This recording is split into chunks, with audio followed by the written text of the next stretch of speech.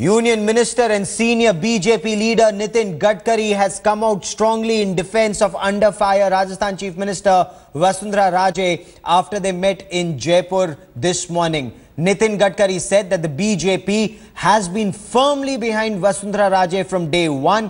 He rubbished allegations of wrongdoing against either Vasundhara Raje or her son, Member of Parliament Dushyant Singh, saying that all allegations against Dushyant Singh are baseless, that he had cleared everything with the Income Tax Department. His returns have been filed. This meeting comes amidst opposition calling for Vasundhara Raje's resignation in the aftermath of revelations by former IPL Commissioner Lalit Modi. Vasundhara Raje, meanwhile, maintained her silence on these allegations and did not take questions from journalists. I want to bring in my colleague and senior editor Sanket Upadhyay for more on this. Sanket, Nitin Gadkari meets Vasundhara Raje and says that allegations are baseless. The party has thrown its weight behind the Rajasthan strong lady. Well, Gaurav, it has taken the Bharatiya Janata Party some time before they have gathered, the sort of courage to eventually go ahead and decide eventually that they want to back the Rajasthan Chief Minister. There was a situation where initially, if you might have seen, that the central leadership as well as the state leadership both were struggling to mount a defense because the allegations were quite glaring.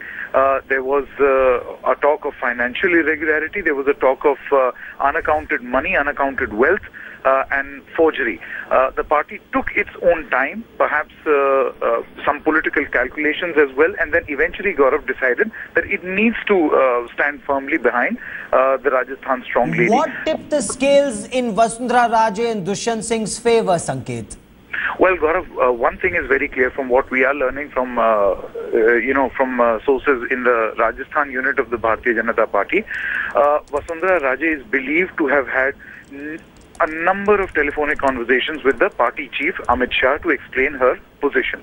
Number two, there has been a situation where perhaps any action, it was felt within the BJP, both state leadership and central leadership, that any action against Vasundhara Raje will perhaps be seen as a scalp being taken in the Bharatiya Janata Party, which at least internally for perception's sake, would have harmed the Rajasthan unit of the BJP because there were already murmurs of dissent, Gaurav. You had certain factions which had started speaking up loudly, which were anti-Vasundhara Raje.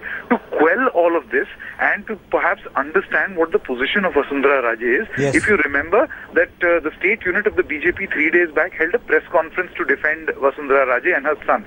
They were only able to do that because that afternoon, and this is what we are learning from our sources, they got a confirmation from the central leadership that they can go ahead and mount a full frontal attack on the Congress party and they don't need to worry.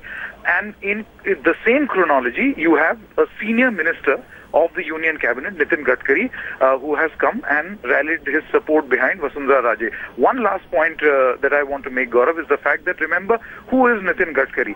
Nitin Gadkari is an RSS strongman. Nitin Gadkari is old school BJP man, someone who's comfortable or traditionally has been comfortable with another old leader of the Bharatiya Janata Party. I'm talking about pre-Narendra Modi central leadership era. Okay. So these two obviously have a very good equation, and that is why perhaps the central leadership actually chose that they're going to send Mr. Gadkari to perhaps pacify Vasundhara Raje and also tell her that she doesn't have to worry. Sanket, keep tracking that story. I will come back to you for more on this. It remains to be seen how the Congress party reacts to this, but we'll get you.